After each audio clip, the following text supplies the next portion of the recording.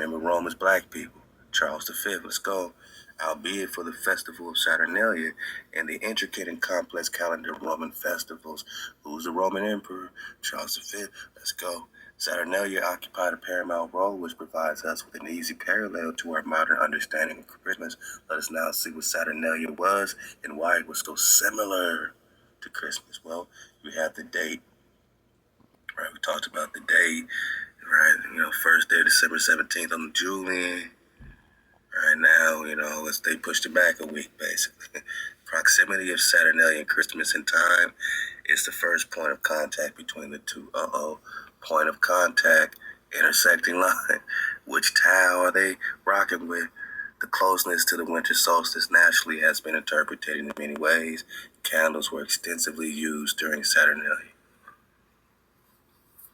And still today, Christmas lights shine in our cities, arguably to signal the return of the light after the solstice. So did you know your Christmas lights were signaling the return of the light after the solstice, which is the return of their Zeus? The importance of family. The Roman Saturnalia was as much a public holiday as it was a private celebration among the family. In a similar manner to Christmas, initially, the Saturnalia began with the public sacrifice in the temple of Saturn in the form of a public banquet. The celebrations were brought home after that. Since the Saturnalia was celebrated most years, it became a festival with a typical familiar dimension, something that's still found in Christmas. And then you got what? Gift giving. The day designed for gift giving was on the 19th of December. So December 19th, I think we're still on the Julian calendar. We have records of a variety of presents exchanged between Romans on that day, from dinner napkins to exotic animals and even slaves. Yeah, slaves was a part of the gift give, man. So as you give gifts, just remember they used to give slaves. We can imagine Catullus on that day receiving a book as a gift from his friend Clovis, as he describes in his poem. All right, man, whatever, man.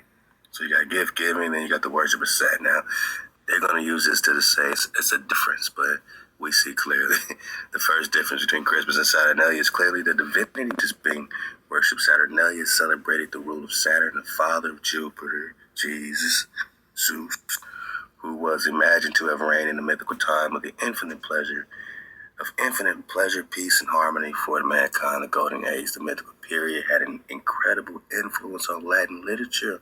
Authors such as Virgil and Ovid included descriptions in their works envisioning the legendary kingdom of Saturn, which is just more land, right? So it's not just a planet ball, it's a plane. It's flat, it's spread out. So this plane of Saturn, that's a real thing. It's just more land, it's more earth. It's more land beyond the wall, beyond the poles. It's just more land. So this is a land that their hijacks was apparently rocking on, right? This leads us to the major difference between Saturnalia and Christmas. Okay, so the worship of Saturn, I don't see how that's a difference unless the Christians just don't know, right? From slaves to masters, one of the main features of Saturnalia was the substantial inversion of social roles. Justinus and Macrobius are particularly informative in this area. They explain the very un-Roman custom by connecting it with the myth of the Golden Age, the period of his Saturn's reign. It's said to have been immensely happy, not only on account of general abundance, but also because no one was yet distinguished by servitude or freedom, which one can discern because complete license is granted to slaves on the Saturnalia. So they got a complete license to go handball. They got a license to do whatever, talk back, yell at their masters, do everything, right? The very carnivalesque aspect of the celebrations meant that the slaves became masters and the masters become slaves. And again, at the Christmas party, a lot of these big businesses and offices, they still pretty much flow with this. They'll take the person at the bottom and now they're at the top for the day. You know what I'm saying? Seneca, a famous philosopher who lived during the early empire, wrote in his influential 47th letter that masters and slaves Masters and slaves dined together during the Saturnalia, feasting for apparently 2 or 3 days, and endorsed this habit by suggesting this should be expanded to other days of the year too. So after these slaves become masters for a couple of days, then they back to being slaves, right? We even know from Horace and Marshall that slaves could rebuke their masters during Saturnalia with apparent impunity, something that no Roman slave would ever have dared to do under that. So that's the difference. Come on, man. It's still happening at the Christmas party. Going to be somebody going off on one of the higher-ups, just giving them an earful because they faded. You know, a lot of just debauchery popping off. Oh, did you know what happened at the Christmas party? Such and such slept with such and such. Oh, only on Saturnalia. Only on Saturnalia. Then they have a king of Saturnalia. And who's that, man? That's just Santa Claus, man. He's the person dropping off the gifts everywhere, man. Who ruled over the private ceremonies, often played with his fictitious subjects by telling them to do very embarrassing and ridiculous things, like bake some cookies and leave it for some jabroni who's going to climb down your chimney, you know what I'm saying? Leave them some milk and cookies. Man, yeah, man, he's making us do some real embarrassing things. It's real, the guys looking crazy out here. Asherala, we looking crazy out here. Doing this stuff, we looking crazy. This ain't funny, man. Despite the carnival aspects of the festival, Saturnalia did indeed have much in common with our understanding of Christmas. Really? We cannot really be certain about why this is the case. Really? Maybe because it's the same damn thing. Rebranded, repackaged. Let's get it for the dismount. Since the actual date of Jesus' birth is unknown. So everyone knows it ain't no December 25th, if that was an actual character, unless we're just talking Zeus. Pope Julius I may have decided to adopt the canonical date of the 25th of December in accordance with either the Saturnalia or the birth of Sol Invictus, a sun god. Whoa. So, you know, we got this Iranian Persian god Mithra, virgin birth, whatever happening at this same damn time. Now they're saying the 25th of December is in accordance with either Saturnalia or Sol Invictus, man. What?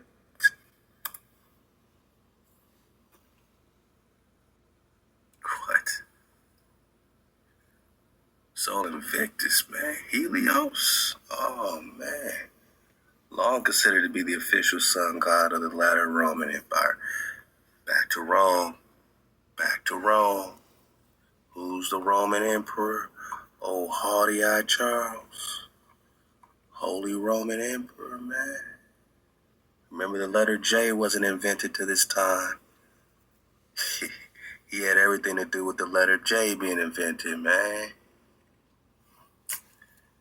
Oh, Charles, Holy Roman Emperor, right? With his red stockings on. Looking all haughty. Coming over here hijacking the Inca as the first European emperor of the Inca. Bringing Esus, right? Looking just like us. All of them, look at their faces. Look how they tried to paint them over. All of them look like us. All of them were swarthy, dark-skinned people. And they just repainted them, man, because they all look like this. Holy Roman Emperor, man. Talking about these holy Romans, Sol Invictus,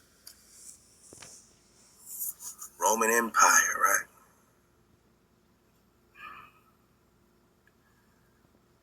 Second of two entirely different sun gods in Rome. The first of these, Sol Indiges, Indiges, or Sol, was an early Roman deity of minor importance whose cult had petered out by the 1st century. Sol Invictus, on the other hand, was a Syrian sun god whose cult was first promoted in the Rome under Elagabalus, or Baal, without success. All right, so they got all their different cults You know what I'm saying? You know, this English got a forked tongue. You know what I'm saying? You know, you can have your soul, right? We could be in the top of the soul or our soul, our ruach, you know, or they could be on a whole nother, you know, whole nother soul. You know, they could be on a whole nother power, a whole nother sun, right? They got their soul, we got our soul. They got their son, we got our son. You know, firstborn son is what David's called in Psalms 89. Just read Psalms 89. Israel is also called the firstborn son. We got our son, they got their son. We got our soul, they got their soul. But this is crazy, man. We're going to have to go a little, you know, further another time on this Soul Invictus. Because I'm just wondering, you know, is there a connection with Soul Invictus and Jesus, man? For this, man, I'm just surfing away. Well, did they mention it over here? Did they get into JC? Maybe I'm just going too fast. Whoa, I'm going too fast. I'm just going too fast, man. Invictus, unconquerable, invincible, was an epithet utilized for several Roman deities, including Jupiter. I'm out of here, bro. Mars, Hercules, Apollo, or Thoth, and there's Sylvanus, which they have their own Roman deity of, they call Sylvanus. We got our Sylvanus, which is Soliman. They got their version of hijack Sylvanus, you know what I'm saying? And this is all they do is just hijack our people and flip the stories. Roman cult of soul is continuous from the earliest history of the city into the institution of Christianity. So what happened then? Did they stop worshiping their Invictus, or did they turn their Invictus into JC, Jesus? Whoa. He's a priest of Heliogabalus, or Hove, like Jay-Z be like Hove, and Hove is Jupiter or Sol. Come on, y'all seeing clearly. So, whoa, I'm just getting this for the diss, man. So on December 25th, it's also the birth date of Sol Invictus, right?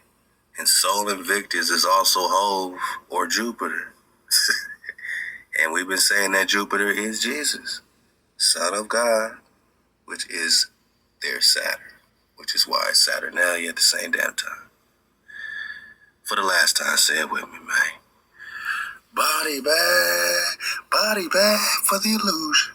Body bag for the illusion, man. We body bagging this hijack, man. This hijack's getting pressed, man.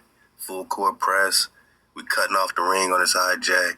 You know, nothing but body blows and uppercuts, man. All praise to Allah. Some of the features of Saturnalia passed over to Christmas. Did y'all know? Did you know? Some of the features of Saturnalia passed on to Christmas. Oh, yeah, just a couple things, you know. Nothing, man. Just a couple things. And what else is happening on December 20th? Mithra was born of virgin birth on December 25th. Got it, post. Yeah, man. A lot of similarities. How to make a Roman Saturnalia. They're worshiping Saturnalia, not Christmas, man. All deck the halls. They're worshiping Saturnalia, not Christmas. I just hope you cut this shit out, at least for next year, man. Maybe we'll have a chance to eat the up like we can if we all let go of these hijack idols and pagan worship and pick up our own customs, not what this hijack's bringing over to our land anymore. They were rocking with Sol Victus. Yeah. Powerful Roman deity.